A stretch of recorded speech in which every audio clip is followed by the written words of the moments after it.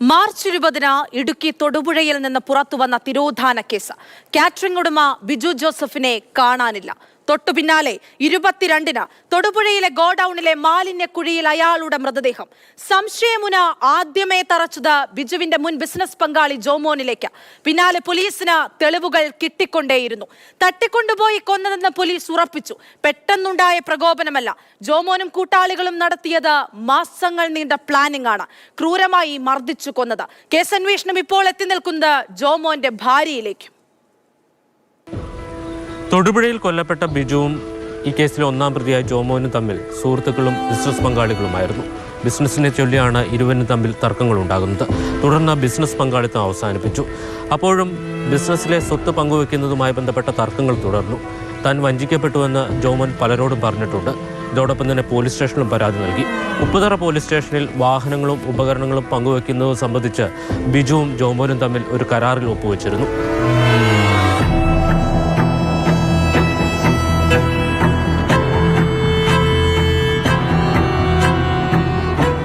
എന്നാൽ ഈ കരാർ പാലിക്കാൻ ബിജു തയ്യാറായില്ലെന്നാണ് ജോമോൻ പോലീസിന് നൽകിയിരിക്കുന്ന മൊഴി. എന്നാൽ കൊല്ലപ്പെട്ട ബിജുവിന്റെ കുടുംബം ഇത് പൂർണ്ണമായും തള്ളുകയാണ്. പ്രശ്നങ്ങളുള്ളതെന്ന് പറഞ്ഞാൽ ഇവർ ഷെയർ പിരിഞ്ഞു കഴിഞ്ഞിട്ടുള്ള കാര്യങ്ങളെ അറിയത്തുള്ളൂ. ചില ഒടുക്കത്തിൽ തന്നെയായിരുന്നു അവരെ. വേറെ കൂടുതലായിട്ടൊന്നും ബേച്ചാറിങ്ങനെ അവനൊന്നും കൊടുക്കാനുള്ളതായിട്ടൊന്നും പറഞ്ഞു കേട്ടിട്ടില്ല. ജോമോന് പണം കൊടുക്കാനില്ല ഞങ്ങൾ. ബേച്ചാറിന് അങ്ങനെ പറഞ്ഞിട്ടുമുണ്ട്. ഇവിടെ കുറേ സാധനം ബേച്ചാറിന് വെച്ചിട്ടുണ്ടായിരുന്നു, എടുത്തു കൊടുക്കുന്നത് ഞാൻ കണ്ടതാണ്. ഏതു വിധേനയും ബിജുവിൽ നിന്ന് പണം തട്ടാൻ ജോമോൻ ആസൂത്രണം ആരംഭിച്ചു. ആദ്യം കൊച്ചിയിലെ കൊട്ടേഷൻ സംഘ തലവനെയാണ് ജോമോൻ സമീപിച്ചത്. വീട്ടിൽ കയറി ആക്രമണം നടത്താമെന്നായിരുന്നു ഇയാളുടെ വാഗ്ദാനം. എന്നാൽ ജോമോന് ഇതിൽ താല്പര്യമുണ്ടായിരുന്നില്ല. ഇതിനിടയിലാണ് കണ്ണൂർ സ്വദേശി ജോമിനുമായി ജോമോൻ അടുക്കുന്നത്. ബിജുവിന്റെ കണ്ണൂരിലെ കാറ്ററിംഗ് സ്ഥാപനത്തിലെ മാനേജറായിരുന്നു ജോമിൻ കുര്യൻ.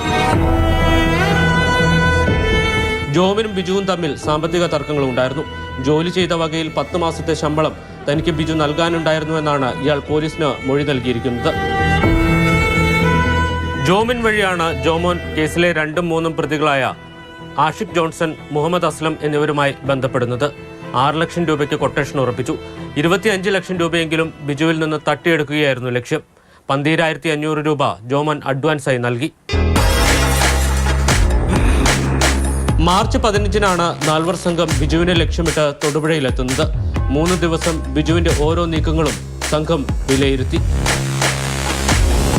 19-ാം തീയതി രാത്രി 11 മണിക്ക് ശേഷം തട്ടിക്കൊണ്ടുപോകാനായിരുന്നു പദ്ധതി. എന്നാൽ പ്രതികളുടെ കണക്കൂട്ടൽ തെറ്റിച്ച് ബിജു നേരത്തെ വീട്ടിൽ മടങ്ങിയെത്തി. പിറ്റേ ദിവസം പുലർച്ചെ 4 മണിക്ക് അലാറം വെച്ചുണർന്ന സംഘം വീട്ടിൽ നിന്ന് പുറത്തേക്ക് പോയ ബിജുവിനെ പിന്തുടർന്നു. ഈ വഴിയിലൂടെയാണ് ബിജുവിനെ കൊട്ടേഷൻ സംഘം പിന്തുടരുന്നത്. കോലാനിക്ക് സമീപത്ത് വെച്ച് ജോമോൻ വാഹനം ഉപയോഗിച്ചുകൊണ്ട് ബിജുവിനെ തടഞ്ഞു നിർത്തുന്നു. ആഷിഖും അസ്ലമും ചേർന്നാണ് ബിജുവിനെ പിടിച്ച് വണ്ടിയിലേക്ക് കയറ്റുന്നത്. ഈ സമയത്ത് ബിജു ബഹളം വയ്ക്കാനും ചെറുക്കാനും ശ്രമിച്ചു. ഇത് തടയുന്നതിന് വേണ്ടിയിട്ടാണ് മർദ്ദനം ആരംഭിച്ചത്. ഈ മർദ്ദനമാണ് ബിജുവിന്റെ കൊലപാതകത്തിലേക്ക് നയിച്ചത്. ബിജു കൊല്ലപ്പെടുന്നതുവരെ ജോമോനാണ് ഈ കൊട്ടേഷൻ സംഘത്തിന് പിന്നിലെന്ന് തിരിച്ചറിഞ്ഞിരുന്നില്ല. കാരണം വാഹനം ഓടിച്ചിരുന്ന ജോമോൻ മുഖംമൂടി ധരിച്ചിരുന്നു. കൂടാതെ ശബ്ദം മാറ്റിയാണ് സംസാരിച്ചത്. ബിജുവുമായി സംഘം ആദ്യം പോയത് ജോമോന്റെ വീട്ടിലേക്കാണ്. ഇവിടെ വെച്ച് ബിജുവിന്റെ മരണം സംഘം സ്ഥിരീകരിച്ചു. പിന്നീട് ബിജുവിന്റെ മൃതദേഹം ഒളിപ്പിക്കാനുള്ള ശ്രമം ആരംഭിച്ചു. 8 വർഷത്തോളമായി ഉപയോഗിക്കാതെ കിടന്ന ഗോഡൌണിലേക്ക് മൃതദേഹം എത്തിക്കാൻ സംഘം തീരുമാനിച്ചു. ഇവിടെ മാലിന്യം നിക്ഷേപിക്കുന്നതിനായി നിർമ്മിച്ച വലിയ കുഴിയുണ്ടായിരുന്നു. മാൻഹോളിലൂടെ മൃതദേഹം കുഴിയിലേക്ക് ഇറക്കി മാലിന്യ കൂമ്പാരത്തിൽ കുഴിച്ചു മൂടി.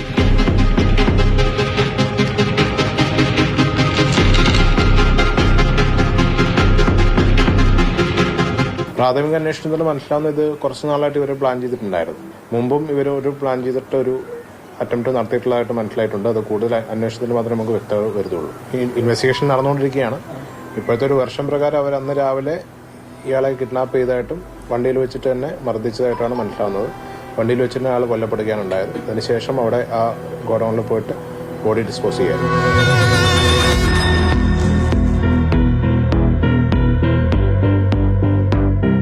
ബിജുവിനെ കാണാനില്ലെന്ന് കാണിച്ച് ഭാര്യ പരാതി നൽകിയതോടെയാണ് പോലീസ് അന്വേഷണം ആരംഭിക്കുന്നത്.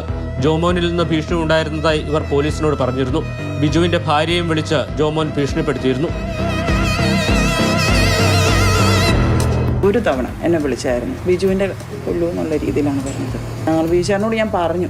ബീച്ചാറിനപ്പോൾ പറഞ്ഞ് അവനെന്തിനാ എന്നെ കൊല്ലുന്നത്, അവൻ എനിക്കല്ല തരാനുള്ളത് എന്നുള്ള രീതിയിലാണ് ബീച്ചാറിനോട് പറഞ്ഞത്.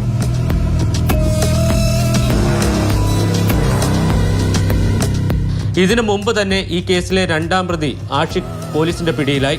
കാപ്പ നിയമം ചുമത്തി നാടുകടത്തിയ ആഷിഖ് വീണ്ടും എറണാകുളം ജില്ലയിൽ പ്രവേശിച്ചതിനെ തുടർന്നായിരുന്നു അറസ്റ്റ്. ആഷിഖിനെ പോലീസ് പിടികൂടുന്നത് ജോമോന്റെ ഗോഡൌണിൽ നിന്നുമാണ്. ഈ സംഭവങ്ങൾ കോർത്തിണക്കിയ പോലീസ് ജോമോനെ തേടിയിറങ്ങി. ആലുവ റെയിൽവേ സ്റ്റേഷന് സമീപത്തു നിന്നുമാണ് ജോമോനെ പോലീസ് പിടികൂടുന്നത്. കേസിലെ 3-4 പ്രതികൾ നെട്ടൂരിലെ ലോഡ്ജിൽ ഒളിവിൽ കഴിയുകയായിരുന്നു.